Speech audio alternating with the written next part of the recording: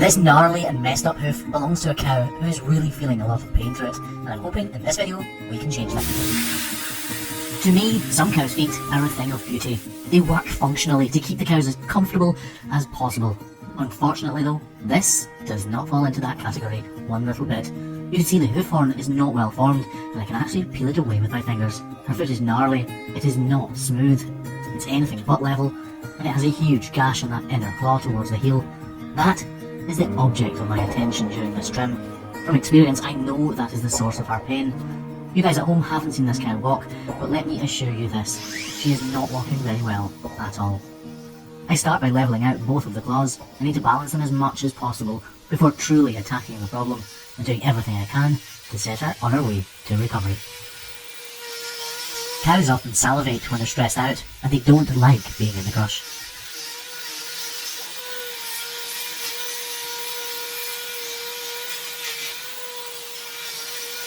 Towards the beginning of any trim with the grinder, you can push on and remove large amounts of hoof horn. But as the culmination of that trim nears, you need to take small, minute slithers of hoof horn and be as careful as possible. I know she'll need a block, so I've also prepared that outer claw, ready for one.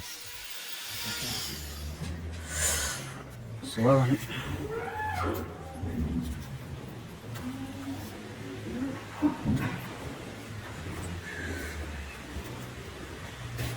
You can see where the lamina inside her foot have been blown apart by this problem.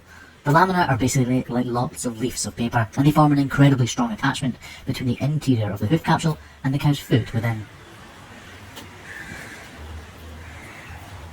Parts of this hoof horn are incredibly tough, and need a lot of power to push the knife through it, meaning that delicate work can sometimes be very tricky.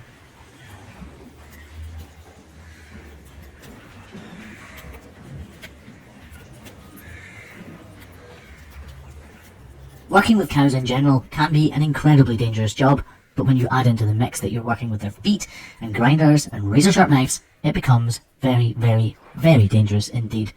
That's why you will never see me with only one hand on the grinder during its use. However, when it comes to the knife, that is not always possible. When it's tricky and I need a lot of power, I generally will try to use two hands, but more often than not, we have to stick to one hand and keep the other out of the way.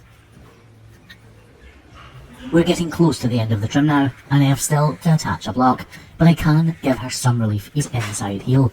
A cow walks on her entire foot, so the weight of her entire body is being driven down through this painful area right now. By reducing the amount of hoof horn on that inner claw, it means the outer one will take more of the weight, and then add a block into the mix, and we're aiming to take almost 100% of her weight through her good, pain-free claw, which should lead to a far happier cow. I've told my mother, I've told my friends. Stolen ground, but now I can't see at all to find my sound. And just like that, here is the finished product. This is the mess we started out with, and in just a few short minutes, we've turned it into this. Yes, it is not beautiful, but it is on the way into the day for this cow, and for Team Hoof GP, because this is the very last cow of our day and our week. All that remains is to wrap it up completely so that we can kill any of that digital dermatitis off and allow new fresh hoof horn to grow in its place. A problem like this will take months and months to completely heal, but over the next couple of days, she should feel much, much better.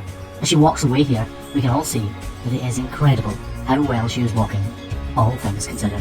If you've made it this far in the video, folks, please consider joining this incredible community, which we like to call